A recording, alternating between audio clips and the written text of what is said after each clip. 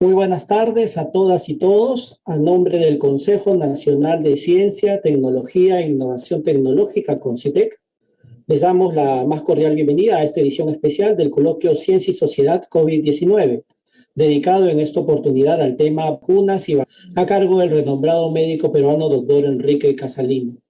Esta charla forma parte de la iniciativa de comunicación pública de la ciencia en torno al COVID-19 que el CONCITEC viene desplegando desde mayo del 2020 a través del coloquio Ciencia y Sociedad COVID-19. Espacio dedicado a dialogar sobre el impacto de la pandemia en todos los ámbitos del quehacer nacional. Para la moderación de esta importante charla contaremos con la valiosa participación de la destacada investigadora doctora Magali Blas, de quien ofreceremos la siguiente sumilla. La doctora Magali Blas estudió medicina en la Universidad Peruana Cayetano Heredia y culminó una maestría y doctorado en salud pública en la rama de epidemiología en la Universidad de Washington. Ha recibido distintas distinciones, entre ellas el Premio Internacional de la Fundación Elsevier para mujeres investigadoras en edades tempranas de su carrera, el Premio L'Oréal UNESCO CONCITEC para mujeres científicas peruanas, el Premio de Mujeres en la Innovación de la Universidad Peruana Cayetano Heredia y la beca Eisenhower. Actualmente se desempeña como profesora e investigadora de la Facultad de Salud Pública y Administración de la Universidad Peruana Cayetano Heredia y como directora del programa Mamás del Río, que tiene como objetivo mejorar la salud materna e infantil en áreas rurales de la Amazonía peruana y colombiana. Doctora Magali Blas, muy buenas tardes. Esta charla está en sus manos. Muchas gracias por la invitación para moderar este evento de un tema tan crucial que estamos viviendo en este momento, no solo en el Perú, sino en el mundo, como es las vacunas contra la COVID-19 y la vacunación. Y qué mejor que tener al doctor Enrique Casalino, y quisiera presentarlo, así que me gustaría que por favor pongan el slide para presentar al doctor. Yo me voy a encargar de moderar la presentación y hacer las preguntas del público. Entonces, el doctor Casalino cursó estudios de medicina en la Universidad Nacional Federico Villarreal, ha realizado especialidades en cuidados intensivos, infectología, emergencias y un máster de gestión y análisis de sistemas de salud en la Universidad de París Diderot. Realizó un segundo máster de Derecho de la Salud en la Universidad de París Saint-Denis en Versalles y es profesor de medicina de la Universidad de París e investigador del Laboratorio de Infecciones, Antimicrobianos, Métodos y Evaluación, una alianza de las universidades de París, París 13 y París Sorbonne. Es presidente del Grupo de Estudios de Calidad y Desempeño de los Servicios de Emergencias y Áreas Críticas y actualmente es director médico de los Hospitales Universitarios de París Norte y Universidad de París, en diversas áreas como la de cuidados intensivos y enfermedades infecciosas, entre otras áreas. Entonces, sin más preámbulos, adelante, doctor Casalino. Muchas gracias a todos por la invitación. Muchas gracias a la doctora Blas por el placer de estar con ella hoy día. He preparado una charla tratando de ir a lo esencial. Como tenemos más o menos una media hora, vamos a tratar de avanzar rápidamente y dejarnos así un poco de tiempo para poder intercambiar con las preguntas que para ustedes son las más interesantes. Primero tengo que decir que no tengo ningún conflicto de interés, no he recibido dinero de ninguno de los laboratorios que producen las vacunas, de tal manera que puedo libremente expresarme sobre las diferentes vacunas y sobre los diferentes medicamentos de los que estamos conversando. No he recibido ni ningún financiamiento, ni tengo acciones, ni ningún conflicto que declarar. Primero, ¿qué cosa es una vacuna? Hay que comprender que las enfermedades infecciosas eran una de las causas principales de muerte en la humanidad desde la Edad Media. Y desde los años 1000 se sabe de que han habido infecciones que venían del este del mundo, de las regiones de Asia, hacia las zonas comerciales de Europa. Ha habido la peste, toda una serie de enfermedades, la viruela, que durante años hacían epidemias y cada 10 años había nuevos brotes epidémicos que eran responsables de millones de muertes. Cuando una enfermedad de estas llegaba a una zona de Europa, 10, 20, 30% de la población podía fallecer durante un periodo que iba entre 1 y 3 años. Así que tenemos que ver cuál era la importancia y el drama de eso. La primera vacuna fue la vacuna contra la viruela.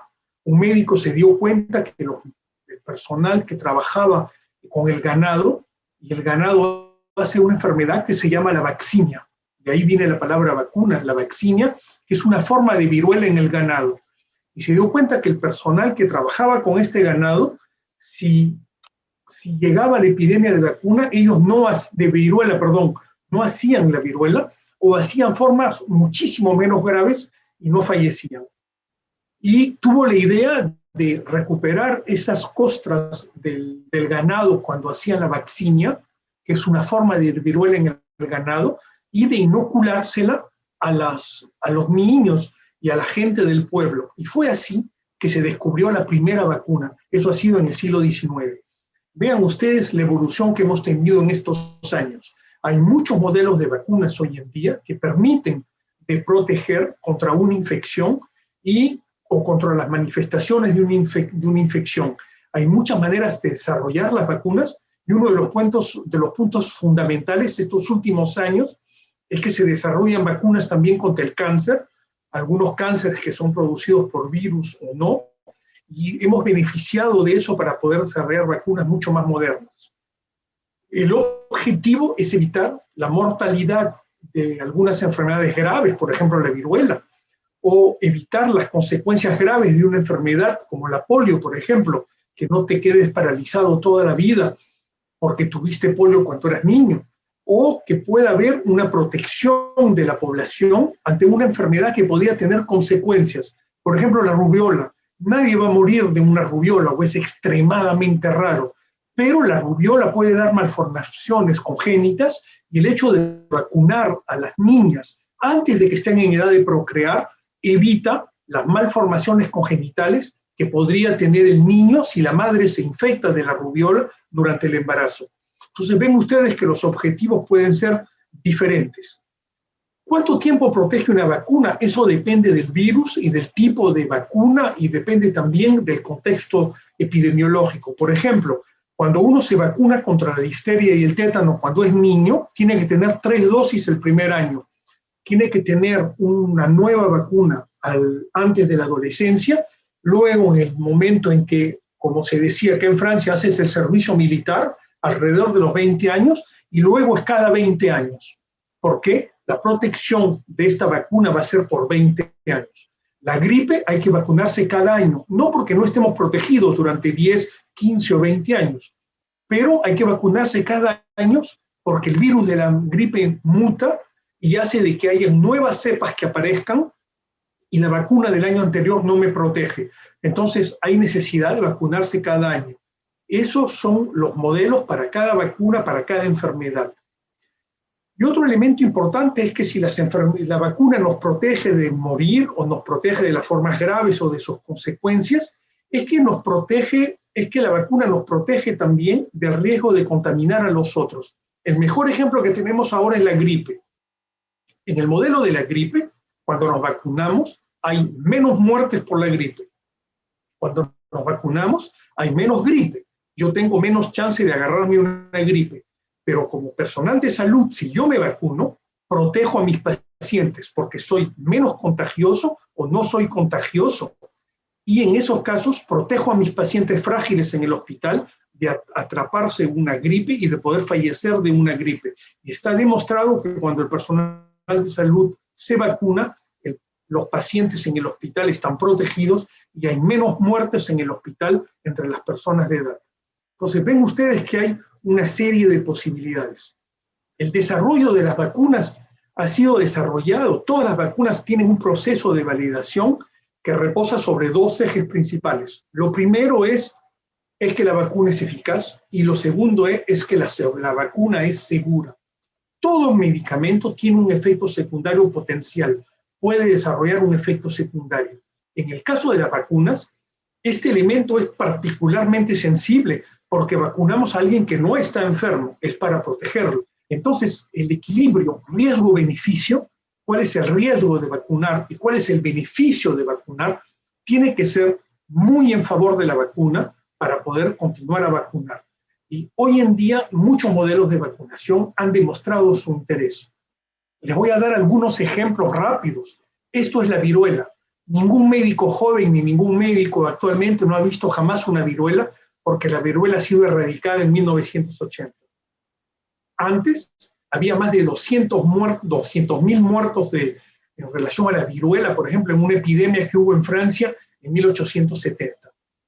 Hay que decir que en la historia de la humanidad, la viruela ha marcado la historia de la humanidad. Por ejemplo, una de las explicaciones de la conquista de América es que cuando los españoles llegan a América, llegan con el virus de la viruela. No a propósito, pero traen el virus de la viruela con ellos, y el virus de la viruela se expande en América Latina y probablemente está al origen de varios millones de muertes, lo que explica el éxito militar de un pequeño grupo de españoles ante todo un pueblo en América. Otro ejemplo es, por ejemplo, la difteria. La difteria en los años 45 daba 45.000 casos de difteria cada año en Francia y 3.000 muertes, principalmente en niños. En 1990, gracias a la vacuna, la difteria ha desaparecido. En el Perú ha sido igual, y el hecho de haber bajado un poco la guardia sobre las vacunas permitió en 2002 una reemergencia de la enfermedad en Francia, y en el Perú es lo que pasó hace poco. He tenido conocimiento de una reemergencia de algunos casos de difteria y que ha habido necesidad de vacunar nuevamente a los niños, hacer una nueva dosis de vacuna, y en algunos adultos volver a protegerlos porque hacía mucho tiempo que no habían sido vacunados. Ya quedan muy pocos países en los cuales quedan epidemias de difteria, y estamos mucho mejor protegidos. Tenemos que reforzar la vacuna contra la difteria en el Perú. Hay otros ejemplos. Cuando yo era estudiante de medicina, iba al Hospital del Niño, los niños entraban con cualquier enfermedad y salían con el sarampión, porque las epidemias de sarampión eran generalizadas en Lima, y les recuerdo que el sarampión está al origen de muchos casos fatales de meningoencefalitis por sarampión o de muchas otras enfermedades. Ven ustedes que quedan algunos países con sarampión todavía en el mundo. El Perú está en la categoría de los países que ha hecho muchísimos progresos y que tienen muy pocos casos de sarampión, pero tenemos que seguir reforzando y luchando contra el sarampión. No ha habido un éxito radical contra el sarampión porque es una de las enfermedades las más contagiosas, con el índice de casos secundarios los más altos. La rabia humana es igual. Cuando hemos sido estudiantes de medicina, los que peinamos algunas canas, hemos visto casos de rabia humana. Actualmente en el Perú se considera que no está erradicada, pero que el riesgo es sumamente disminuido y que hay que seguir protegiendo a la población del riesgo de rabia. Pero ha sido un éxito mayor. La rabia humana era una de las cosas a partir de los animales, que es una zoonosis que ha sido un éxito mayor. En algunos países del mundo, desgraciadamente, quedan muchos casos de rabia. No ha habido ese éxito. Esto es un caso de tétanos neonatal. El hecho de que las madres sean vacunadas protege al infante. Ya no hay tétanos neonatal en el Perú. Ninguno de los médicos, estamos seguramente en la conferencia hoy día, hemos visto un caso de tétanos neonatal. Y los casos de tétanos que se pueden ver hoy en día, porque la población está bastante bien protegida, es más bien en poblaciones geriátricas que no han tenido el recuerdo o esa nueva dosis de vacuna antitetánica, y que al cabo de 20, 25, 30, 40 años de la última dosis ya no están protegidos, y que pueden, haciendo un poco de jardín o cualquier pequeño accidente que estén en un corte, podrían hacer un tétanos. Hay que recordar la importancia de insistir y de seguir protegiendo. El Perú está considerado por la Organización Mundial de la Salud como una zona que ha hecho progresos inestimables en la lucha contra el tétano. Este es el caso de la rubiola, por ejemplo, para darles el ejemplo de las malformaciones. Esto era la frecuencia de la rubiola en los años 70. Ven ustedes que habían casos de rubiola, y los casos de rubiola con la vacuna han disminuido enormemente. En azul tienen el número de malformaciones congénitas cada año que se veía en niños, porque la rubiola daba malformaciones, sobre todo oculares, sumamente graves y retraso mental. Ven ustedes que el número de casos, que era de hasta 40 por año, prácticamente han desaparecido estos años, porque la cobertura vaccinal ha sido sumamente importante. Hoy en día, toda niña debe ser vacunada en Francia contra la rubiola. Este es otro ejemplo del de la polio. No les voy a dar solamente el ejemplo de la polio, de los niños que podían mantener consecuencias motoras Hemos conocido todos en el Perú el teletón que se hacía para el Hospital San Juan de Dios, porque habían muchas secuelas de la polio en los niños y en los adultos. Esto es la epidemia de polio en los años 50 en Europa, cuando se inventaron los pulmones de acero para poder ventilar a los adultos que hacían formas sumamente graves, vulvares, de poliomielitis. Y ven ustedes que ha habido una reducción y prácticamente una erradicación de la polio hoy en día en el mundo. Solo queda un pequeño foco en el África que está prácticamente controlado. Son éxitos que han permitido incluso de erradicar algunas enfermedades que eran enfermedades sumamente frecuentes. En el Perú hemos tenido muchísimos casos de polio. Los de mi generación hemos ido al Hospital San Juan de Dios como estudiantes de medicina y hemos visto las secuelas y las consecuencias de la polio en muchísimos niños. Y eso tenía consecuencias económicas, sociales mayores, porque era una pérdida de productividad para nuestra sociedad. En Francia, la lucha contra muchas enfermedades reposa sobre la vacuna. Y este es el esquema oficial de vacunas en Francia, que es obligatorio. Hay 11 vacunas obligatorias: difteria, tétanos, poliomielitis, la coqueluche, las infecciones invasivas a hemófilos de tipo B que da la meningitis, la hepatitis B es una vacuna obligatoria, las infecciones invasivas a neumococo, los meningococos del grupo C, del serogrupo C, el sarampión, la parotiditis y la rubiola son obligatorias también. Y en Guyana Francesa, es como que en el Perú o en la región amazónica del Perú hiciésemos la fiebre amarilla. O sea que son 11 más 1, 12 vacunas obligatorias. Y hay vacunas que son recomendadas: la tuberculosis, la varicela, la gripe, el zona, las infecciones a papillomavirus humano, para proteger a las niñas y los niños ahora también del riesgo de condilomas y de cáncer del cuello uterino, y en los niños el cáncer del prepucio y del sexual, del cáncer genital. Ven ustedes que la campaña de vacunación en Francia es algo obligatorio. No puedes ir al colegio, tienes que estar vacunado, no puedes ir a ninguna actividad si no estás vacunado. Es una obligación legal, no es una circular del ministerio, es una ley. La gripe es sumamente interesante como modelo de vacuna y de éxito de la vacunación. En Francia hay 2 a 7 millones de casos de gripe cada año, entre 2.000 y 10.000 muertos cada año por la gripe. El costo anual del sistema de salud es 500 millones de euros, más el costo de los descansos médicos, la pérdida de producción, etc. En Estados Unidos se estima que son 11.000 millones de dólares cada año el costo de la gripe. Los costos médicos directos, 3.000 millones, y los costos médicos indirectos pueden ir hasta 14.000 millones. Ven ustedes el impacto de la gripe. La gripe hoy en día es una enfermedad que se puede prevenir, y se ha demostrado que cuando se vacuna a las personas de más de 65 años o a las personas que tienen una patología crónica, respiratoria, pulmonar, hepática, renal, un problema neurológico crónico, hay una serie de indicaciones, se reduce la mortalidad de manera significativa, y por eso es que hay años a solamente 2.000 muertes y años a 10.000 en Francia, en función de cuál ha sido la cobertura vaccinal. Se estima que el objetivo habría que vacunar 75% de personas contra la gripe, entre las personas frágiles, pero solamente se vacuna 51%. Y este delta de acá es una cierta resistencia de la población a la vacuna. Y otro elemento importante es que si se vacuna al personal de salud, se reduce la mortalidad. Y eso está demostrado. Hoy en día hay recomendaciones para vacunar al personal de salud.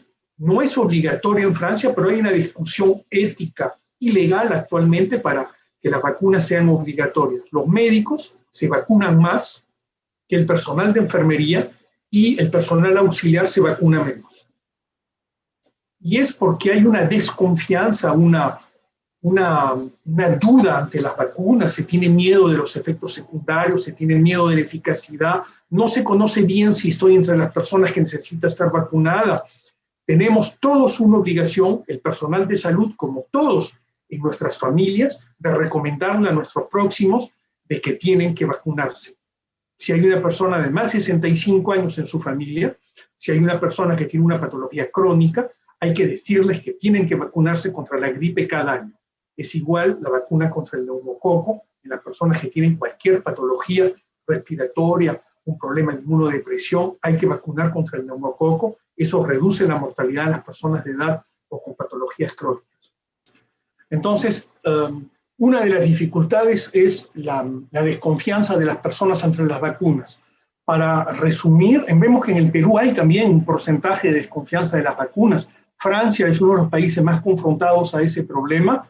De manera general, y sin querer hacer una caricatura, cuanto más alto es tu nivel cultural, cuanto más alto es tu nivel en el económico, cuanto más formado y mejor instrucción tienes, cuanto más alto es tu índice de responsabilidad profesional, cuanto más elevado es también tu concepción cívica y tu compromiso social, más alta es la probabilidad de que te vacunes. Porque cuando uno se vacuna uno para protegerse, pero se vacuna uno también con un objetivo altruista que es de proteger a los demás.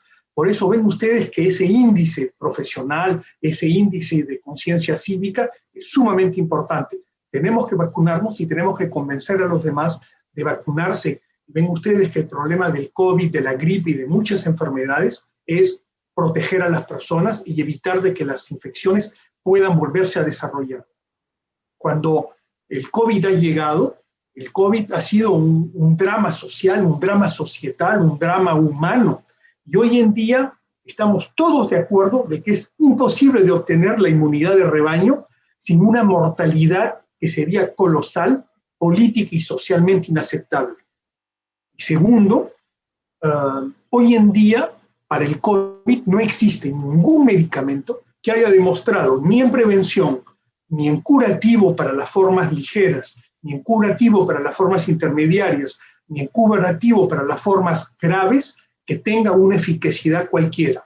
Los corticoides es el único medicamento que se utiliza para los pacientes que tienen una distrés respiratoria.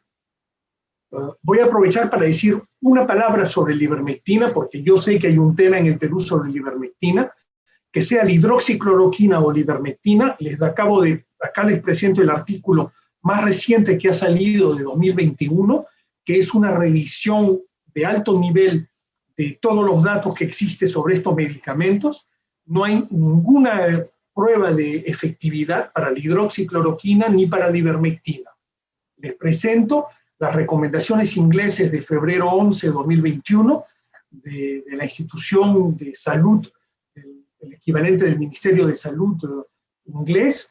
No hay ninguna prueba ni a favor ni contra el uso de la ivermectina, pero no hay ningún elemento que pueda permitirnos de recomendarlo. Así es que hoy en día no hay recomendación en Inglaterra para la ivermectina. Los americanos, la FDA, que es el alto organismo de recomendaciones a propósito de los medicamentos en las enfermedades, dice de que no se puede hoy en día prescribir la ivermectina y menos aún las formas veterinarias de ivermectina, porque no han sido preparadas para ser usadas en el humano y eso hace correr un riesgo al humano. Entonces, no se puede utilizar la ivermectina en esa indicación y menos aún las formas veterinarias. En Francia las recomendaciones son iguales y las recomendaciones también americanas de la Sociedad Americana de Enfermedades Infecciosas, que acaban de ser publicadas en marzo 5 de 2021, no dan ninguna recomendación para la ivermectina y son más bien contra el uso de la hidroxicloroquina, de la acitromicina y de la ivermectina. Así es que hoy en día no se puede prescribir ninguno de esos remedios a un paciente, ni en ambulatorio, ni en preventivo, ni en ambulatorio, ni en el hospital. Hay una cuestión legal que quisiera decir, es que cuando se prescribe un remedio para un paciente, el médico compromete su responsabilidad civil y penal ante ese paciente. Si no hay una recomendación oficial de dar ese medicamento a un paciente, el hecho de que el médico haya recomendado ese tratamiento quiere decir que si el paciente hace un efecto secundario o tiene un problema en relación a ese producto, es directamente la responsabilidad civil y penal del médico que sería comprometido. Eso es sumamente importante para recordar que no se trata de un juego cuando un médico prescribe o receta un tratamiento. Y para terminar, Merck, que es el propietario de la ivermectina, ha dicho de que no tiene ningún fundamento científico en febrero, que no tiene ningún elemento que le permite de desarrollar la molécula en esas indicaciones, y ha dicho de que él no quiere tener nada que ver con la ivermectina en el caso del COVID. ¿Se imaginan ustedes que si el laboratorio dice que no quiere invertir ni un centavo en eso, hay muy pocas probabilidades de que funcione? Regreso a las vacunas. En cuanto a las vacunas, hay vacunas que estamos en fase 3 de desarrollo de las vacunas. Hay, por supuesto, las vacunas Sinovac de China, que hay varias, ¿eh? No piensen que hay una sola. Hay varias vacunas chinas en curso de desarrollo, las de que están en Pekín y las que están en Wuhan, pero otras también que están en desarrollo. Hay otras vacunas rusas que están en desarrollo con marcadores virales que son sumamente interesantes también. Hay vacunas de Janssen que han sido autorizadas hace poco, Janssen y Johnson. Hay otras vacunas que están en fase 3 de desarrollo. Hay la vacuna de Pfizer, de Moderna, perdón, que no está en el Perú, pero que existe en Europa. La vacuna de Pfizer está muy evolucionada y que ya se está prescribiendo mucho en Europa, y sé que está en el Perú también. Magali no me lo podrá confirmar más tarde. Y estas vacunas que están en fase 3, detrás de ellas hay por lo menos unas 50 vacunas en fase 1 y 2 y algo así como 150 vacunas en fases de concepción y de desarrollo. ¿Cómo se calcula la eficacidad de una vacuna, que es el primer elemento fundamental? Estas son las reglas de la Organización Mundial de la Salud. La primera cosa es la eficacidad directa de una vacuna. Esta es la fórmula. Hay una fórmula. O sea que nadie puede coger los datos e interpretarlos a su salsa. Es obligatorio de respetar la fórmula de eficacidad directa de una vacuna. Es el porcentaje de casos entre las personas que han sido vacunadas y el porcentaje de casos de personas no vacunadas. Y hay una regla para poder analizar, porque es fácil confundir y poder mezclar los datos y a tener una interpretación completamente errónea, porque ninguna vacuna protege a 100%. Entonces va a haber un porcentaje de casos, por ejemplo, digo cualquier cosa, de 80% de casos en las personas no vacunadas, pero solamente 10% de casos en los vacunados. En ese momento hay que aplicar la fórmula y es lo que permite decir cuál es la eficacidad de la vacuna. Pero hay otros elementos que la eficacidad, que es la medida del impacto en los protocolos randomizados, es esto, es la eficiencia de una vacuna, que es la medida del impacto en campañas de vacunación de vida real. O sea, no hay un grupo que no ha sido vacunado, porque una vacuna protege a la persona que se ha vacunado, pero puede proteger a los otros también, porque evita de que el virus o el agente circule en la población general. Es el caso de la gripe, es el caso del COVID también, cuando hablamos de inmunidad de rebaño, cuando 70% de la población, 80% de la población ha sido vacunada, el virus no logra encontrar suficientes personas que no están protegidas para circular. Por eso es tan importante de hablar de los buenos términos científicos para poder decir exactamente de qué estamos hablando. Y ven ustedes que hay otras maneras de definir la eficacidad indirecta, total o global de una vacuna, pero siempre se hace en base a una fórmula de base que es esta, que se aplica a una población. Es sumamente riguroso y los epidemiologistas conocen eso muy bien. Tiene que ser alguien con una experiencia en el manejo de las vacunas que analice e interprete los datos. Si vemos hoy un día cuál es la eficacidad de las vacunas en los protocolos, o sea, realmente la eficacidad, las vacunas de Pfizer, estamos hablando de 95% de eficacidad, la vacuna de Moderna 94.5%, la vacuna de AstraZeneca estamos hablando de 70% de eficacidad, 92% para la vacuna Sputnik, y para la vacuna de Sinopharm estamos hablando probablemente alrededor de 79% de eficacidad. Eso quiere decir que han habido algunos casos aún en los pacientes vacunados, pero que esa frecuencia de casos es muchísimo inferior a la frecuencia de casos en los pacientes no vacunados. Se protege de manera muy importante a la población vacunada. El otro elemento fundamental es la tolerancia. Y eso es un elemento fundamental porque, como les digo, la aceptación de la población para vacunarse depende mucho de la tolerancia. En general, la frecuencia de los efectos secundarios oscila entre 0,1 y 29% en las diferentes vacunas. Y esos son los efectos secundarios que podemos realmente imputar a la vacuna. Pero hay lo que se llama los efectos intercurrentes. Les voy a dar un ejemplo. Hoy día me vacunan y mañana en la mañana cojo mi carro y tengo un accidente de tránsito. El accidente de tránsito no tiene que ver nada con la vacuna, estamos de acuerdo, pero va a ser lo que se llama un efecto intercurrente. En todos los casos se analiza y hay un método de análisis de todos los eventos que pueden sobrevenir para poderlos clasificar en efectos secundarios, probablemente en relación con la vacuna, o en un efecto intercurrente que no tiene nada que ver. Vamos a regresar a este concepto de efecto intercurrente en unos segundos. La vacuna de Sinopharm, que está disponible actualmente en el Perú, ha mostrado una muy buena eficacidad en pacientes, con 2 dosis a 2 o 4 semanas de intervalo, con una muy buena tolerancia, efectos secundarios 29% en el grupo vacunado y 17% en el grupo que no recibía la vacuna. Recibían un placebo, o sea, les inyectaban y les ponían agua. Y sobre todo, ningún efecto secundario grave. Y eso es una constante en casi todas las campañas de vacunación hasta ahora. Les voy a decir una palabra sobre el problema de AstraZeneca en Francia.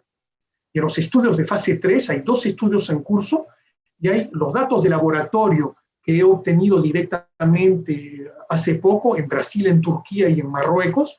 La eficacia está entre 50 y 79%. Se considera que una vacuna es eficaz si tiene por lo menos 30% de eficacidad y el objetivo es que tenga 50% de efectividad y si tiene más de 50% tiene una excelente efectividad. Ven ustedes que aún en una aplicación en masa, en Brasil, Turquía y Marruecos, ha dado buenos resultados entre 50 y 79% de eficacidad.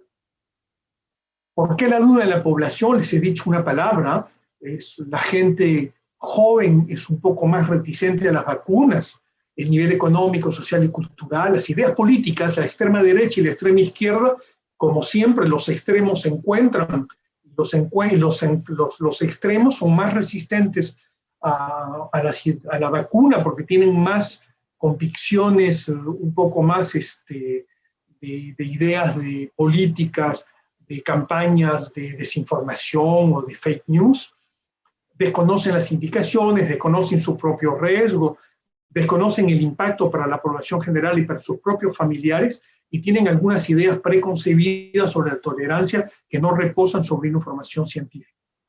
¿Cómo hacer para que la gente se vacune? Hay que salir de nuestra zona de confort, tenemos que ser mucho más exigentes con nosotros mismos, con nuestros colaboradores, con nuestros pacientes. No debemos dejar jamás pasar la ocasión de hablar del interés de las vacunas. Hay que crear una cultura de prevención, reforzar la noción de equipo y de solidaridad, crear un proyecto de atención personalizado para nuestros pacientes. No es solo la vacuna, es toda la campaña de prevención, toda la lógica de prevención y de protección, y fijarnos objetivos precisos y trabajar para alcanzarlos.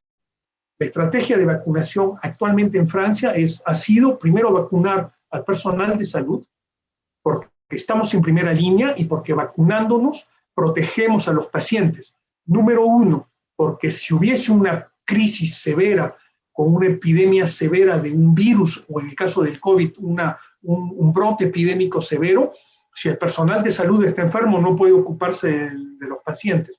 Pues tenemos que estar vacunados. Y segundo, es porque vacunándonos reducimos el riesgo de contagiar a nuestros pacientes y protegemos así a nuestros pacientes. Les he dicho que en el modelo de la gripe eso ha sido demostrado y actualmente hay una presión cada vez más importante para que estas vacunas, la gripe y el COVID, sean obligatorias en el personal de salud. Luego ha sido la vacunación a las personas de más de 75 años. Estamos vacunando actualmente en Francia Hemos casi terminado en enero el personal de salud, hemos comenzado a vacunar las personas de más de 75 años. Actualmente estamos vacunando a los de 50 a 75 años frágiles o con patologías a riesgo, hipertensión, antecedentes neurológicos, antecedentes cardiovasculares, problemas de cáncer evolutivo, trasplantes renales, trasplantes pulmonares o trasplantes de médula. Todas esas situaciones de inmunodepresión son unas indicaciones a vacunar entre 70 y 75 años. Es lo que estamos haciendo y se espera de que esta población, hemos vacunado más o menos 4 millones de personas, 5 millones de personas acá, a este nivel. Aquí estamos hablando probablemente de 20 millones de personas, entre 15 y 20 millones de personas. Esto va a ser vacunado en función de cómo llegan las vacunas y cómo evoluciona la campaña, pero debe ser entre marzo y abril. Las personas de más de 50 años sería a más tardar en septiembre, y luego de eso vendrían las campañas de vacunación entre los 30 y 50 años. Una palabra, si han tenido un COVID anterior, se deja un periodo de 3 a 6 meses antes de vacunar. Se considera que estos pacientes tienen una protección por lo menos de 6 meses, así que los vacunamos a 6 meses, es para vacunar más personas acá, y se da una sola dosis de vacuna, no 2. Y si hay manifestaciones de COVID persistente, igual se puede vacunar. No hay ningún artículo que diga que hay un interés a vacunar, pero hay varios datos que dicen de que no hay un riesgo de agravación de los síntomas. Un punto esencial, en todos los casos, aunque usted haya sido vacunado, tiene que seguir respetando las medidas de protección y de distanciación social. Uno no se vacuna para dejar de usar la máscara o para ir y poder saludar con beso a todos los amigos y a toda la familia. Uno se vacuna para protegerse y para proteger a los demás. Pero el hecho de vacunarse no quiere decir que debemos de dejar de respetar las medidas de protección y de distanciación social. Los variantes es un problema actualmente. Saben ustedes que hay un variante brasilero, sudafricano, inglés, y que cada vez van a haber más variantes. Estos variantes nos hacen correr el riesgo de que las vacunas puedan ser menos eficaces, así es que tenemos que ser sumamente prudentes. Hay muchísimos artículos que dicen una cosa, que dicen otra cosa, por el momento es muy difícil pronunciarse. En todo caso, las vacunas que tenemos actualmente protegen suficientemente de los variantes que existen, así que podemos continuar a vacunarnos y no hay ningún riesgo ni ningún elemento que nos permita decir yo prefiero tal vacuna a tal otra. Hay que vacunarse con la primera vacuna que tengamos disponibles. Un punto importante sobre las máscaras, estas son las curvas epidémicas de los últimos años de la gripe, con las hospitalizaciones y en cuidados intensivos. Ven ustedes las epidemias de gripe todos los años, vean ustedes la epidemia de gripe de este año. No han habido gripes, y es porque nos lavamos las manos y usamos la máscara. Y esto es para las bronquiolitis. Estas eran las bronquiolitis y esta es la gripe. En la bronquiolitis y en la gripe este año no han habido. La bronquiolitis es en los niños. ¿Qué padre, qué madre que ha visto a su hijo con una bronquiolitis se va a sacar la máscara el año próximo y va a decir, ya no hay el COVID, me saco la máscara y que mi hijo le dé la bronquiolitis? Ninguna madre va a hacer eso porque es un trauma para toda madre de haber visto a su hijo con una bronquiolitis. Tenemos que vacunarnos. Este soy yo vacunándome. Tenemos que vacunarnos porque es una manera de protegernos y de proteger a todas las personas que queremos. Y les propongo de poder dejar un poco de tiempo para discutirlo. Muchísimas gracias.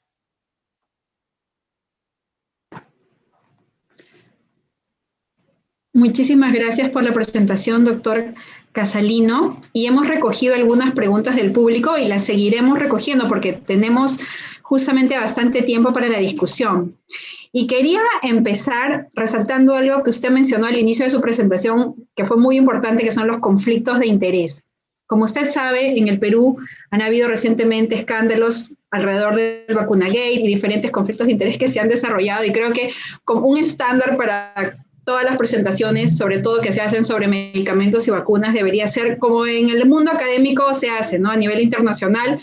De hecho, tu primer slide, antes de presentar los resultados de cualquier investigación, sobre todo relacionado a productos farmacéuticos, es declarar tus conflictos de interés. Entonces, muchas gracias. El doctor Casalino nos ha dicho que no tiene conflictos de interés alrededor de las vacunas que existen, etc. Entonces, quería empezar haciéndole varias preguntas y nuevamente les digo a los que nos están viendo por el Facebook de Concitec que sigan haciendo sus preguntas, que me van a llegar. Y quería empezar preguntándole por qué se necesitan a veces 2 dosis de vacuna, que son las que nos van a poner. Actualmente tenemos 2 vacunas en el Perú, la de Pfizer y la de Sinopharm. Pero, ¿y cómo es que en otros casos solo se va a necesitar una vacuna, como la de Johnson & Johnson? Si nos podría explicar al respecto. En el desarrollo de la vacuna hay una primera fase de concepción molecular. Tenemos modelos sumamente interesantes. Honestamente, yo no soy un especialista de esas concepciones porque hay que ser un alto bioquímico para imaginar las moléculas y cómo hacemos la vacuna para que proteja de la integración del virus. Pero hay en la fase clínica una fase que se llama fase 1 y fase 2 que permite de ver cuál es la producción de vacunas y que en función del título de anticuerpos que producimos en la sangre, con una dosis o con 2 dosis, se evalúa también en el modelo cuál va a ser el nivel de protección teórico de la población. Y luego en la fase 3, en la fase 1 y 2 hemos validado las dosis que tenemos que dar, qué cantidad de vacuna y si damos 1 o 2 dosis. Y en la fase 3 validamos lo que nos parecía lógico en la fase 1 y en la fase 2. Todas las vacunas han sido validadas con 2 dosis. En el modelo de las ARN mensajero y todas, tienes 2 dosis a entre 2 y 4 semanas de intervalo. En el modelo de AstraZeneca se puede inclusive alargar el intervalo, porque cuanto más largo el intervalo va a ser más alto el nivel de protección. Es sumamente interesante, lo que quiere decir que podemos vacunar bastante con las primeras dosis que recibimos y solamente después hacer las segundas dosis. Y la vacuna de Janssen, Johnson & Johnson, es una sola dosis, y esa ofrece un interés de una sola dosis. Por ejemplo, en el modelo de la gripe, si usamos el modelo de la gripe, si nos vacunamos tú y yo, con una sola dosis estamos bastante bien protegidos. Pero si vacunamos a una persona de edad o una persona frágil porque ha tenido un cáncer o porque tiene un trasplante, con una sola dosis tenemos un nivel de protección inferior probablemente a 50%. Hay algunas personas que proponen de que se les dé 2 dosis.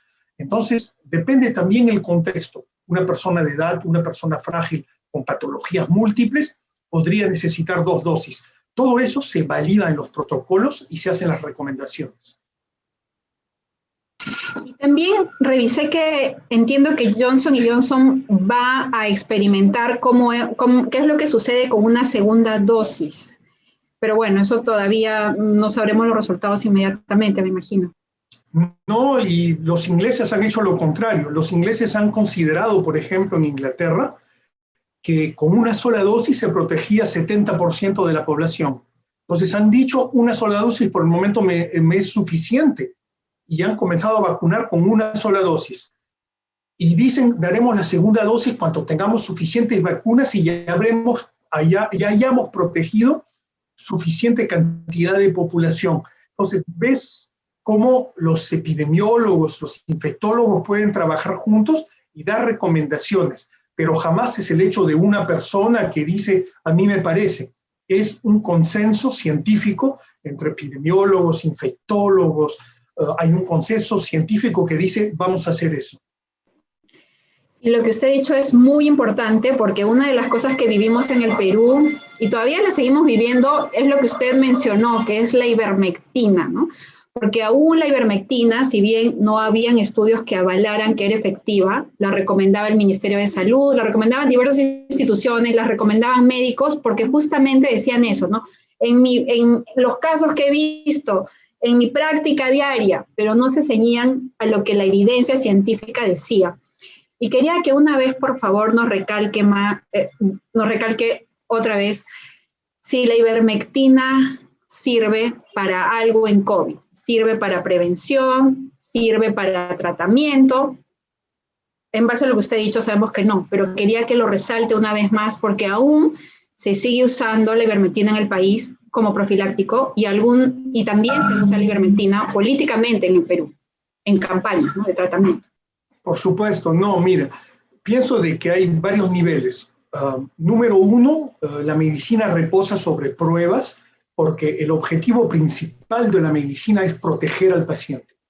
Y si yo le doy a un paciente un tratamiento para el cual no tengo pruebas de eficacidad y no sé además si es bien tolerado o mal tolerado, porque no ha habido ningún estudio científico en ese sentido, el riesgo-beneficio, regresamos a esa noción de riesgo-beneficio, no está en favor del paciente. Entonces le hago correr un riesgo. En todos los casos yo debo prescribir un medicamento que ha sido validado, que hay una experiencia científica y hay una recomendación científica para utilizarlo. El hecho de prescribirlo fuera de esas recomendaciones científicas es lo que se llama una prescripción empírica, es decir, basada en mi experiencia. Y eso traduce más bien un ego sobredimensionado del médico, porque para poder demostrar que mi experiencia científicamente es valable, se necesita un rigor científico que no está al alcance de un médico individual. Ninguno de nosotros podría solo demostrar que un medicamento, cualquiera que sea, tiene una eficacidad. Entonces, es fundamental, por una cuestión de respeto al paciente, de no darle medicamentos que no tienen una recomendación científica y que no han demostrado su utilidad, su beneficio, y que no han demostrado la ausencia de riesgo y el equilibrio riesgo-beneficio en favor de la utilización para proteger o para tratar al paciente. Así es, doctor. Muchas gracias por esta información. Entonces, como sabemos, no se ha probado que la ivermectina sirve como prevención, porque aún conozco varios pacientes que la usan. De hecho, sí. La siguiente pregunta es, y usted mencionó, ¿no?, que aún así nos vacunemos, porque como saben, en el Perú ya empezaron las campañas de vacunación en la primera línea, médicos, personal de salud, enfermeras, obstetrices, pero también con los adultos mayores. Entonces, usted dice, si bien es cierto, nos vamos a vacunar, todavía debemos seguir protegiéndonos, usando mascarilla. ¿Podría reforzar por qué es esto? Porque la población puede pensar, no, si ya me vacuné, ¿para qué ya me voy a proteger si yo ya estoy protegido? ¿Podría reforzar esa idea? Hay varias explicaciones, hay varios niveles. El primer nivel es de que, aunque yo esté vacunado, puedo todavía desarrollar la enfermedad en las primeras semanas después de la vacuna e incluso en los primeros días después de la segunda dosis. Y aún después tengo un riesgo probablemente entre 5 y 30% de poder hacer la enfermedad. Si yo considero que estoy vacunado, que en ese caso ya no tengo ninguna posibilidad de tener la enfermedad, me equivoco fundamentalmente. Y si tengo la enfermedad, puedo contagiar a otra persona y sobre todo, me expongo yo mismo a no protegerme y a que me dé la enfermedad. Por eso, al momento de vacunar a la población, hay que decirle, tiene usted que seguir protegiéndose, porque el hecho de vacunarse es para reducir el riesgo, pero en ningún caso usted lo elimina.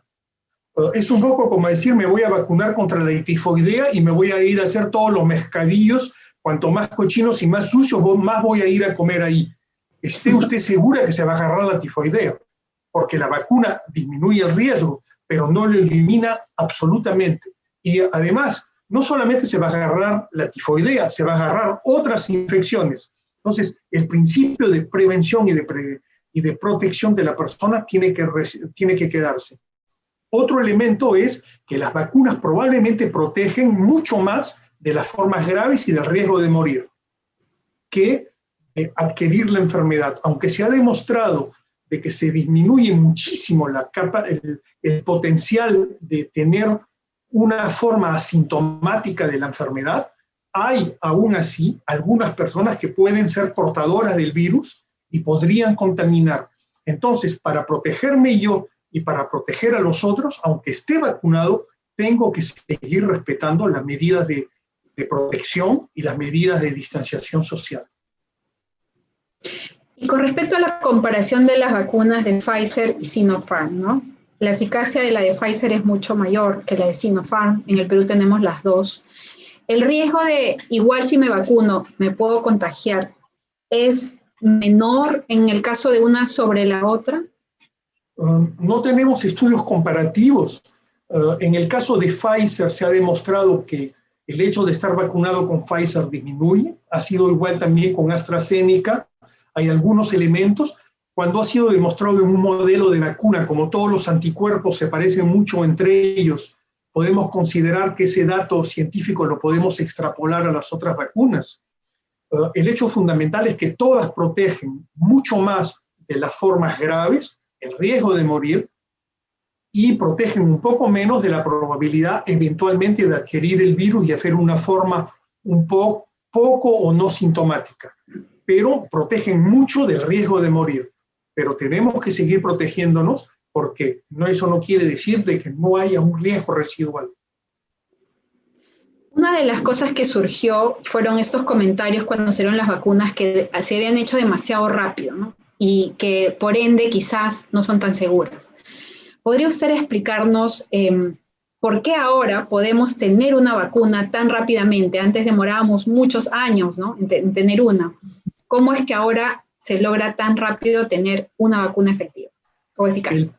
El proceso de desarrollo normal de una vacuna es entre 5 y 10 años. Disculpe, doctor Casarino, tenemos una pequeña complicación de audio. Vamos a esperar unos minutitos hasta poder salvar la situación. Okay. Felizmente la charla se está grabando, así que igual la vamos a subir completa sin ningún inconveniente, pero en este momento, unos segunditos, por favor. Ok.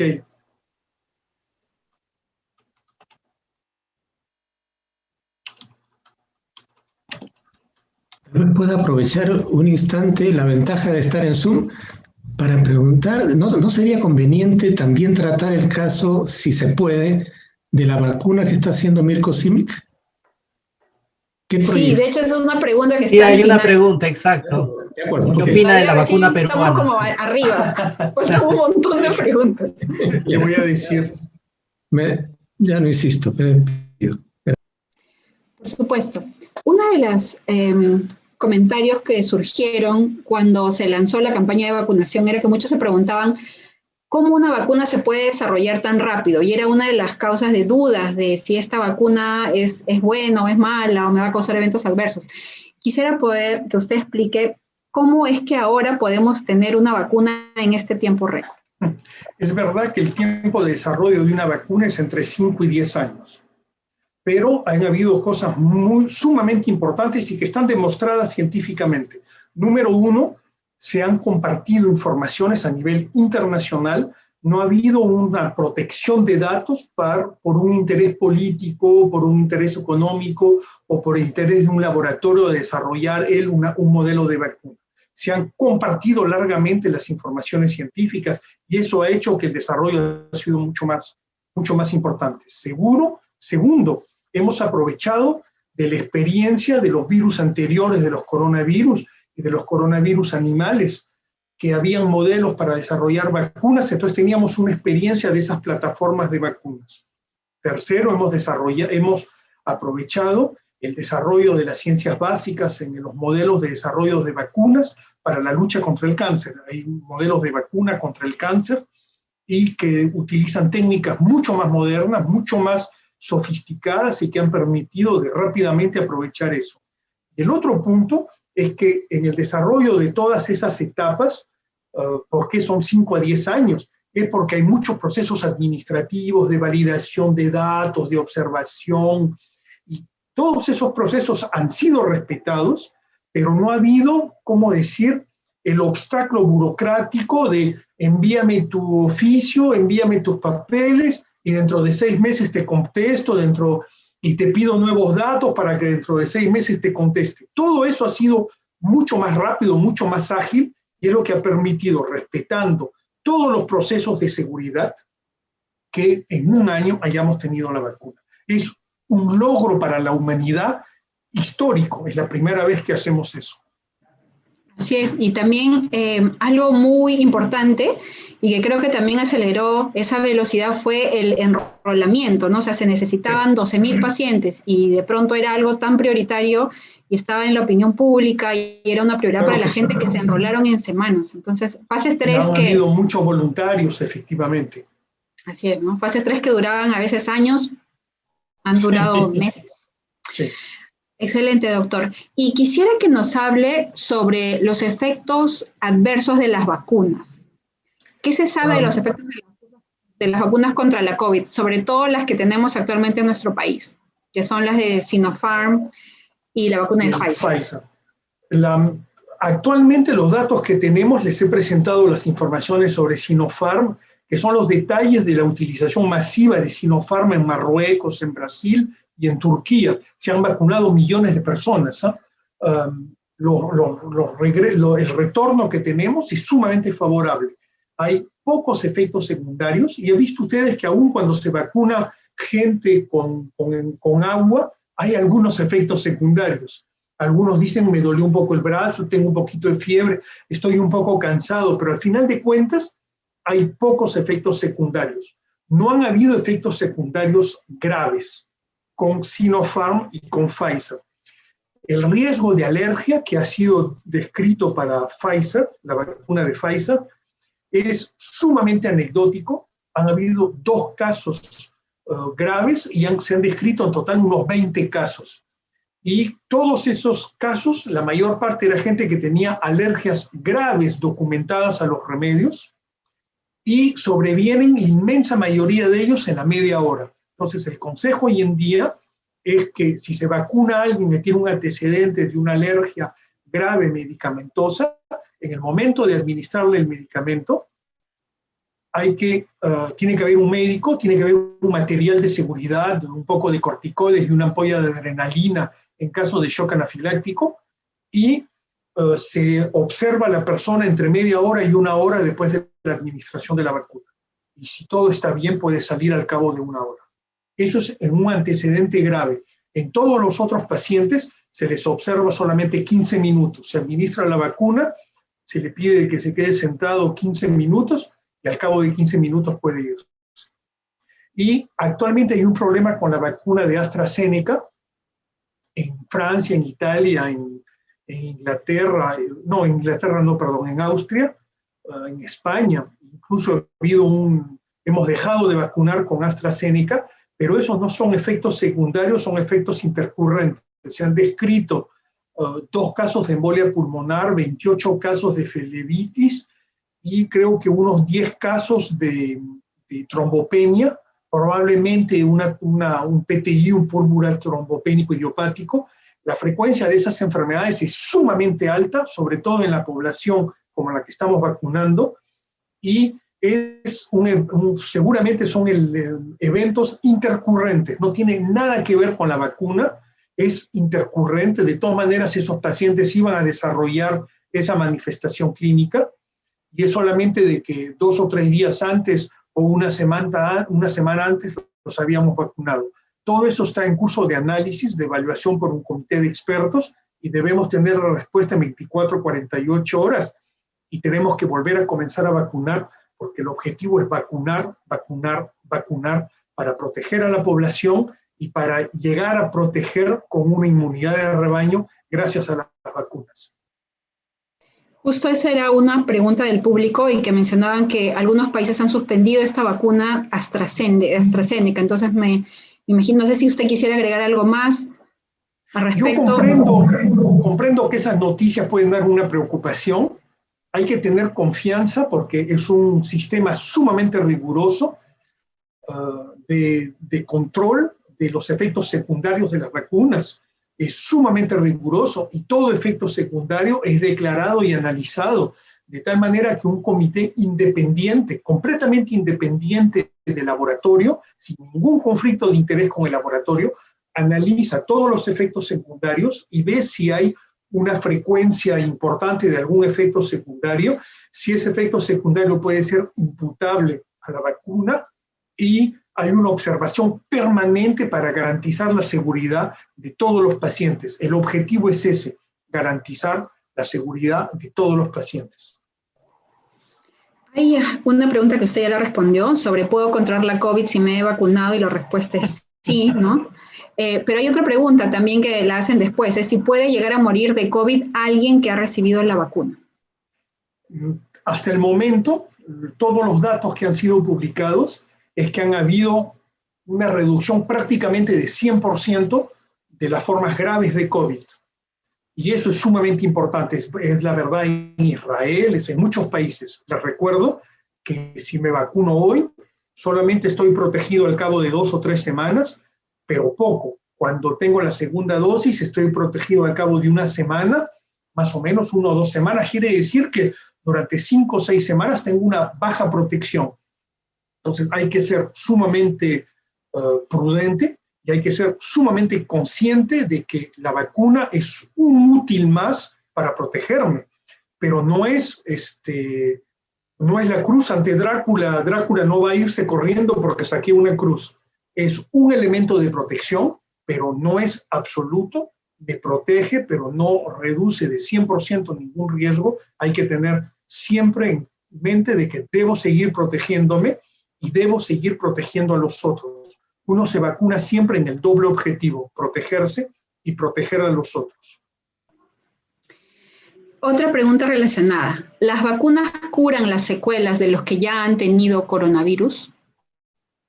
Han habido, que yo sepa, han habido solamente 2 o 3 artículos recientes sobre ese tema. Un primer artículo que dice de que en personas que tienen estas manifestaciones tardivas del COVID, el hecho de vacunarlos no agrava las manifestaciones, porque podría haber una duda en algunas enfermedades postinfecciosas. Son los anticuerpos que nuestro organismo desarrolla contra el virus que pueden dar las manifestaciones autoinmunes. El cansancio, los dolores musculares, el dolor de cabeza, son manifestaciones autoinmunes. En el caso del COVID y del síndrome post-COVID, el hecho de haber vacunado no ha agravado el cuadro clínico de los pacientes. Entonces, se pueden vacunar, número 1. Número 2, es que eso reduce la importancia de los síntomas. No ha habido ningún artículo sólido en ese sentido. Me imagino que van a desarrollar algunos protocolos de evaluación y regresamos a la validación científica. No es porque yo un día vi un caso que le di la vacuna y de que va mejor, que puedo decir que es la vacuna que hizo que vaya mejor. Tengo que hacer un protocolo de evaluación, tengo que proteger a los pacientes, hay un marco legal de protección de las personas que participan en la investigación, hay que tomar seguros, hay que hacer los estudios con una calidad rigurosa y solamente después voy a poder demostrar que sirve o que no sirve. Por el momento no hay ninguna prueba científica de que vacunarse disminuya los síntomas. ¿Y la vacunación de la población significa que está llegando el fin de la pandemia del coronavirus? Tengo una buena y una mala noticia, Magali. La buena noticia es de que podemos imaginar que les he hablado de los variantes. El virus muta en permanencia y hay variantes que están apareciendo. Cuanto más dejamos circular el virus, más variantes van a aparecer. Algunos de esos variantes hoy en día son conocidos y sabemos que las vacunas que usamos tienen aún una eficacidad. Protegen, probablemente un poco menos, pero protegen las vacunas frente a esos variantes. El riesgo es que si dejamos circular el virus, en algún momento algún variante escape a las vacunas.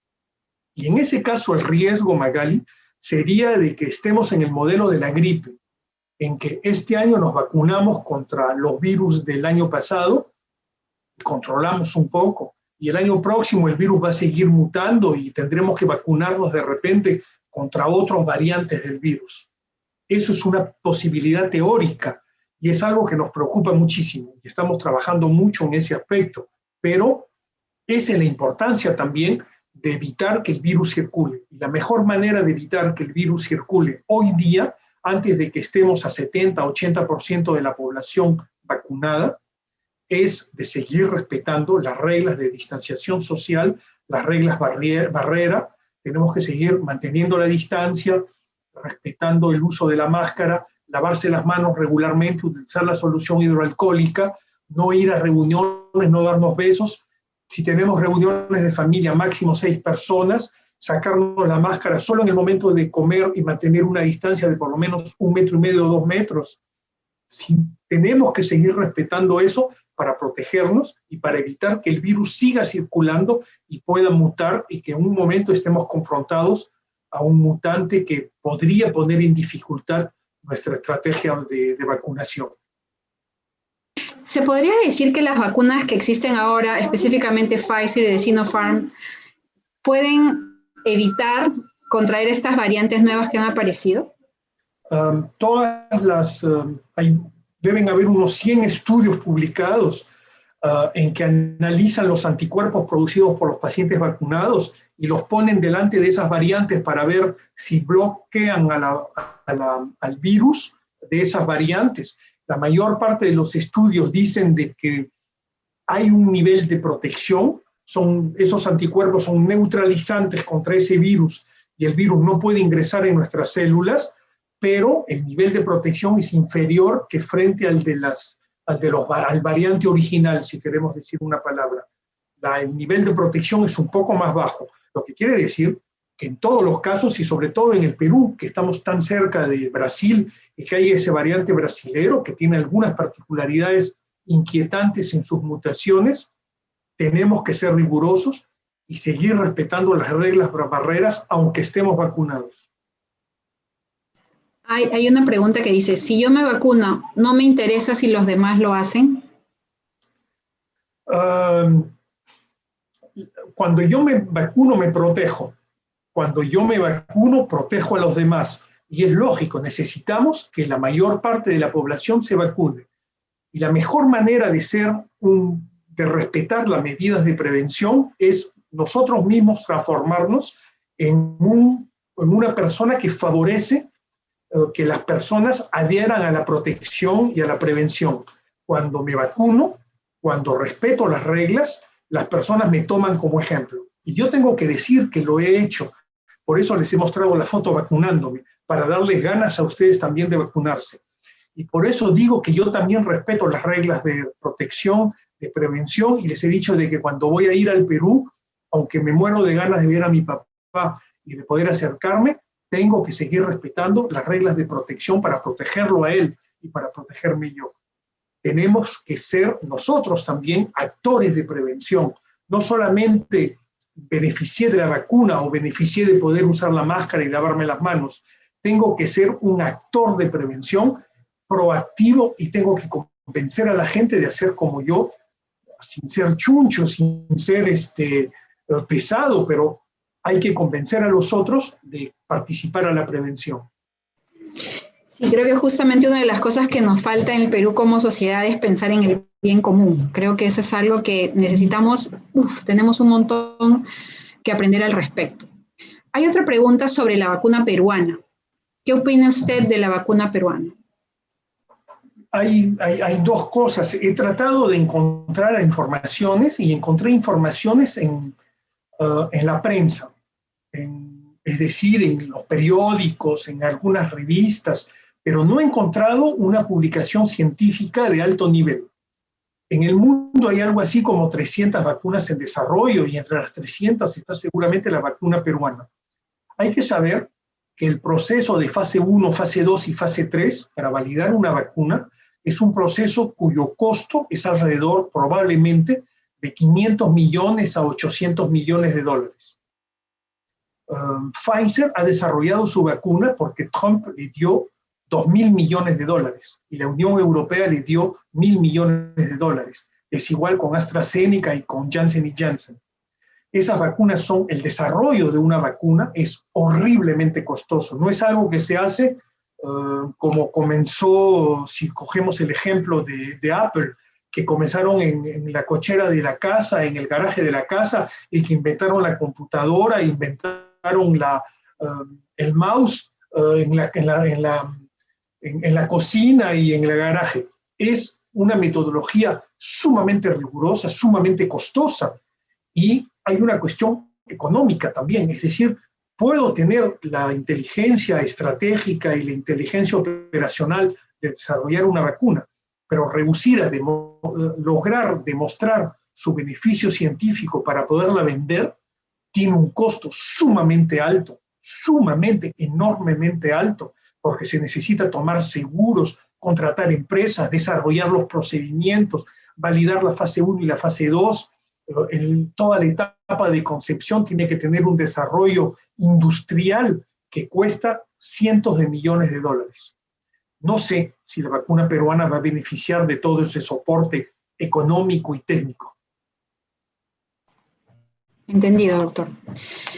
Y mucho se ha hablado de que la vacuna de Sinopharm no tiene tantas publicaciones científicas a nivel internacional como las otras. Quisiera que opine al respecto. Eso es muy cierto, y es verdad que es una de las razones por las cuales Sinopharm no está siendo comprada actualmente en Europa ni en Estados Unidos. Bueno, la Sputnik tampoco, y ha tenido muy buenas publicaciones internacionales. Puede haber algo de política y de posicionamiento estratégico, geopolítico de los países, pero de los datos científicos que recibimos y de los datos científicos que recibimos tanto por las vías de las publicaciones que en los organismos de vigilancia, de farmacovigilancia, estaba buscando la palabra, de farmacovigilancia. Hoy en día hay muchas personas en Francia, por ejemplo, que piden de que el Sinopharm y Sputnik sean compradas en Europa. Por ejemplo, en Italia van a producir la vacuna Sputnik. Y hay gente que dice, ¿por qué no compramos esas vacunas para aumentar la capacidad a vacunar a la población en Francia? Entonces, ¿usted cree que, porque la Sputnik tiene una eficacia de más del 90%, ¿usted sí cree que tiene que ver también, y tiene buenas publicaciones, ¿usted cree entonces que hay algo de política al respecto? No lo podemos negar, porque en este mundo no todos somos vírgenes y no todos somos San Martín de Porres.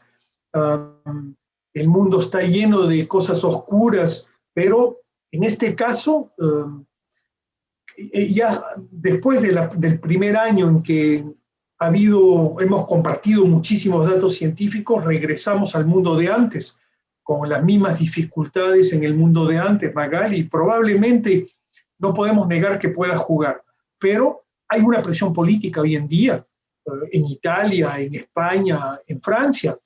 ¿Por qué no compramos las vacunas rusas y China para vacunar de manera masiva a la población? Entendido. Y, doctor, ¿qué podría hablar sobre la vacunación en niños y en gestantes? Por ejemplo, ¿una mujer que está embarazada se podría vacunar? Actualmente en Francia, las mujeres embarazadas no son consideradas como una población a riesgo en la prioridad, pero hay varios artículos que demuestran que una mujer embarazada, como con la gripe, hay una indicación a vacunar una mujer encinta contra la gripe, para protegerla del riesgo de gripe y del riesgo de perder al niño y de tener un problema durante el embarazo, ella misma de hacer una forma severa de gripe. Con el COVID hay cada vez más reportes de formas graves de COVID en las mujeres encintas. Y muchos ginecobstetras en Francia están luchando para obtener que las mujeres encintas sean consideradas una población a riesgo y que se las vacune. En los niños la situación es un poco diferente. En los niños se sabe que el riesgo de los niños es prácticamente nulo, debajo de los 6 años. Encima de los 6 años, entre 6 y 15, el riesgo es sumamente bajo y el riesgo de transmisión viral a partir del niño es sumamente bajo. Hay varios estudios en Suecia, en Francia y en otros países que el riesgo es sumamente bajo. Es diferente en los niños de más de 15, 16, 17 años, comienzan a comportarse como adultos. Y hay 2 protocolos o 3 actualmente de vacunación en los niños de más de 12 años. Hay uno en los niños de más de 6 y 2 o 3 en los niños de más de 12, porque en algún momento vamos a tener seguramente que vacunar a los niños y estamos comenzando a hacer los protocolos de vacunación en los niños de más de 12 años principalmente. Y entonces, en conclusión, las mujeres embarazadas sí se deberían vacunar. Hoy en día no es una recomendación oficial en Francia, pero el Colegio de Ginecobstetras francés apoya muy fuerte para que se reconozca que las mujeres encintas pueden hacer formas graves de COVID y que se recomiende que sean vacunadas. Es exactamente igual para los pacientes con VIH. En Francia actualmente los pacientes con VIH no son considerados como una población a riesgo. Un grupo de infectólogos estamos proponiendo de que se proponga la vacuna en prioridad también a los pacientes con VIH. Seguramente el gobierno en el mes que viene o en los 2 meses que viene va a incluir nuevas indicaciones para que las personas con esos problemas de salud puedan vacunarse. ¿Y este riesgo en el embarazo es indistintamente en cualquier trimestre de la gestación? En el modelo de la gripe es principalmente en el último trimestre, pero es en cualquier trimestre. Y con el COVID lo que se han visto es formas graves en la gestante, en el desarrollo en los 3 trimestres. ¿Y esta vacuna no afectaría, por ejemplo, el desarrollo del feto? ¿No tendría ningún efecto así se aplica en el primer trimestre de la gestación, que es en toda la parte de la organogénesis? En la mayor parte de las recomendaciones se vacuna a partir del segundo trimestre. No se vacuna en el primer trimestre por una cuestión que es ultra pragmática y es un paradigma de base. No se le da nunca un remedio a las mujeres en el primer trimestre, aunque tengan náuseas, que tomen agüita. Hay que evitar todo remedio en el primer trimestre, es un consejo de prudencia general. Ok, lo mismo aplica para las vacunas. Excelente. Lo mismo aplica para las vacunas. Una de las también comentarios que surgieron en el país es si la vacuna de tecnología genética esta de ARN mensajero podría modificar, ¿no? Que era una pregunta frecuente, nuestra estructura genética. El profesor Axel Kahn, que es el presidente de la Liga contra el Cáncer en Francia y que ha trabajado muchísimo sobre las vacunas ARN y ADN para la lucha contra el cáncer. Hay muchas vacunas que se están desarrollando para evitar cánceres, por ejemplo, para el melanoma, el cáncer del cuello uterino, que ya está comercializada, pero hay muchas otras vacunas que se están desarrollando.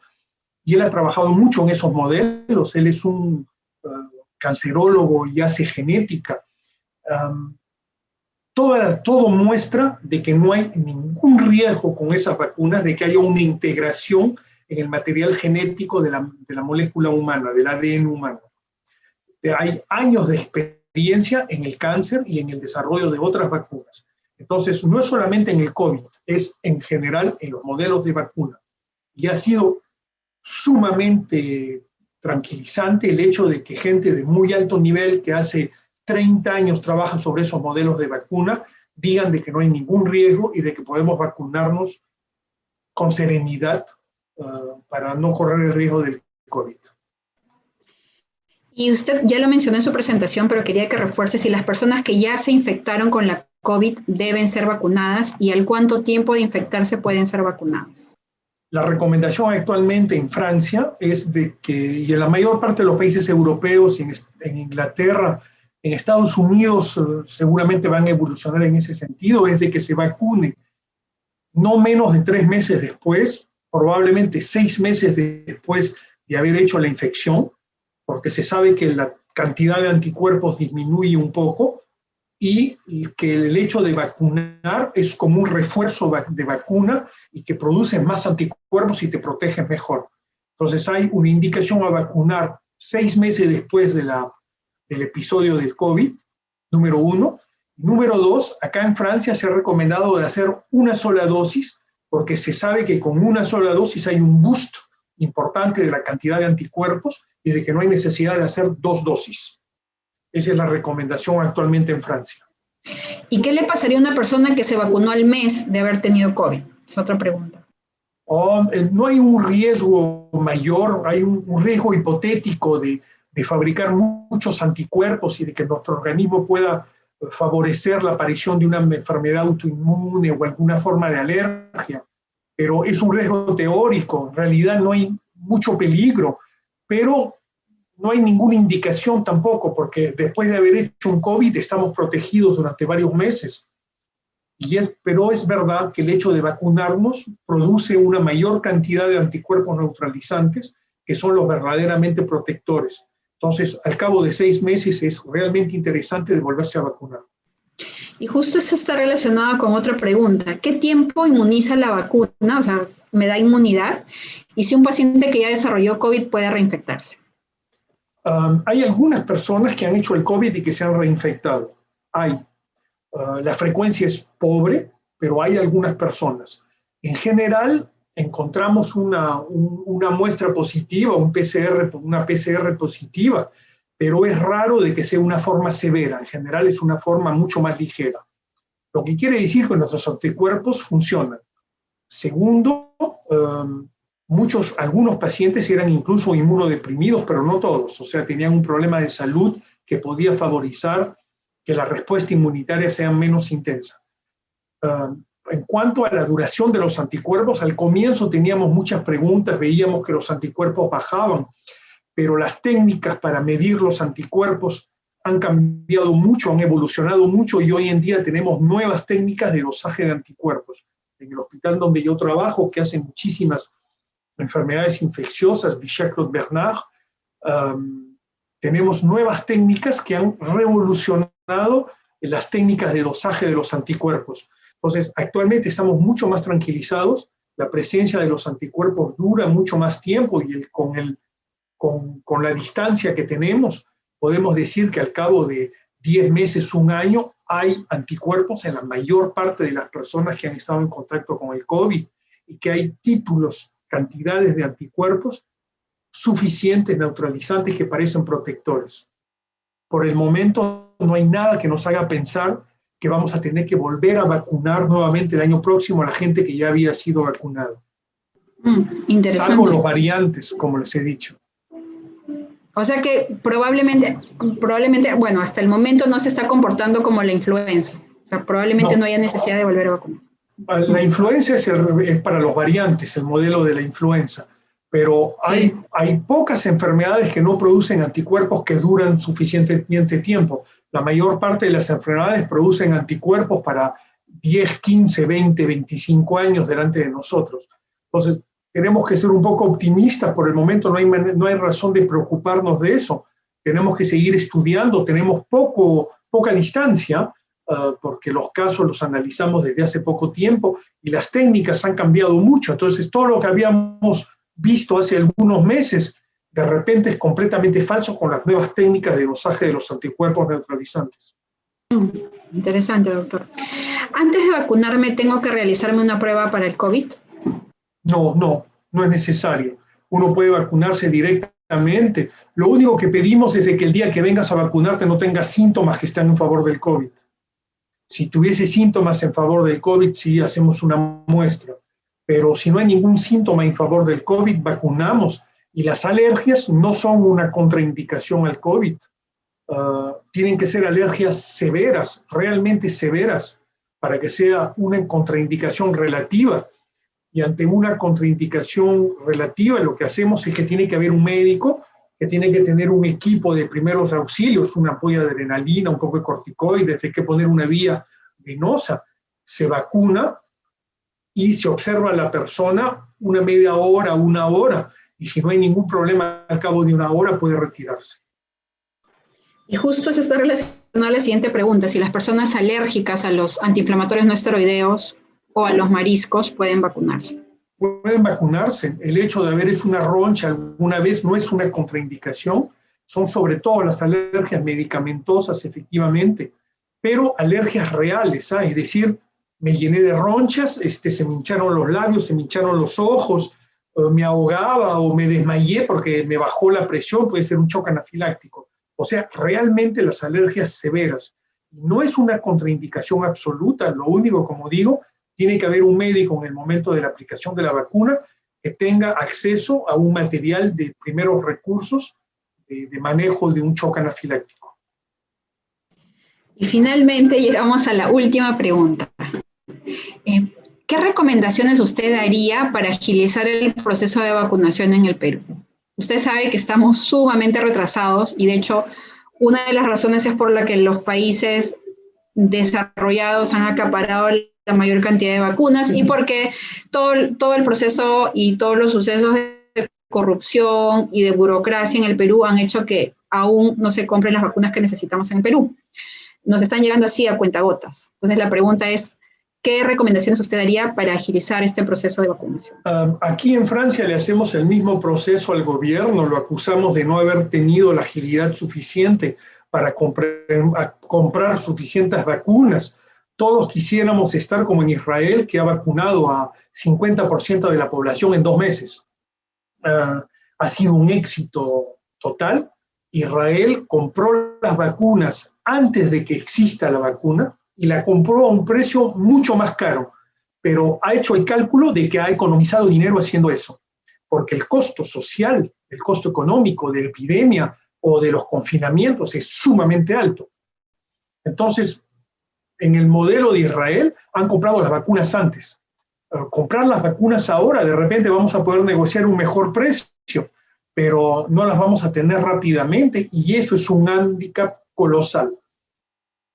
De mi punto de vista hay una responsabilidad moral, política y probablemente penal en el hecho de no haber comprado las vacunas y de no haber acelerado el proceso de compra.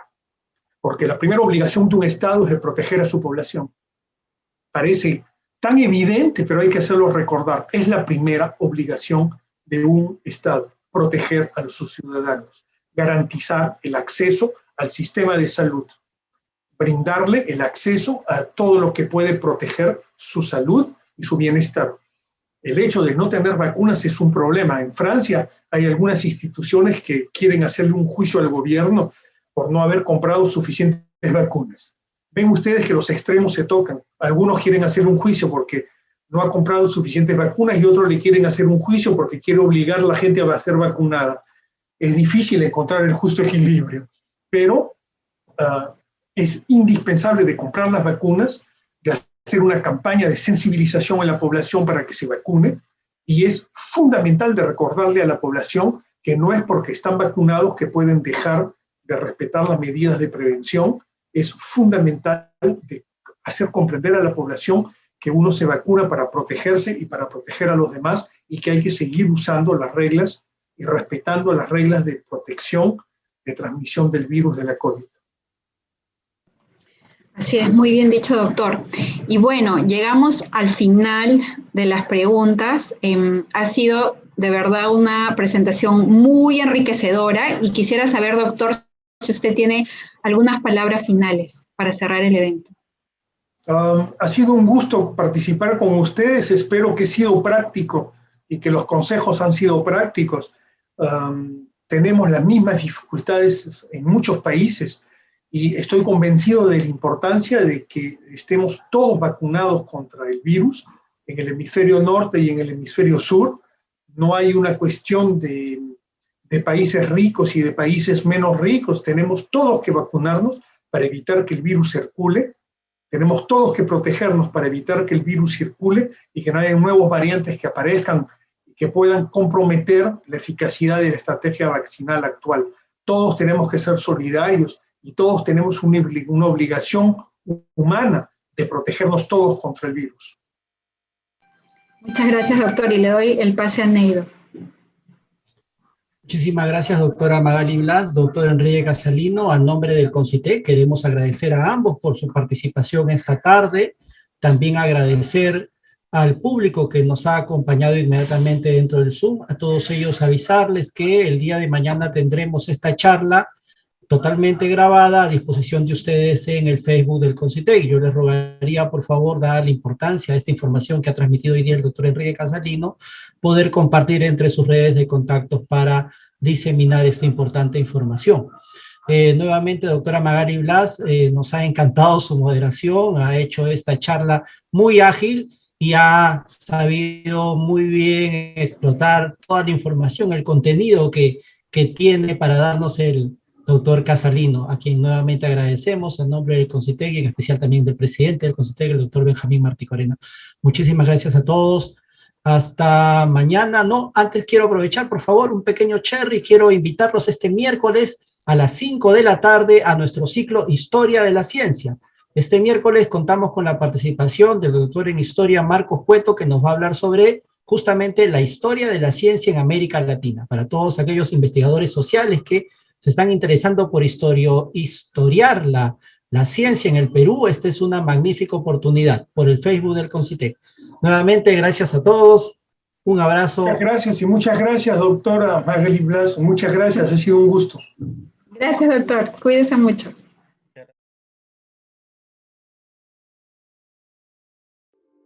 Bicentenario del Perú, 2021.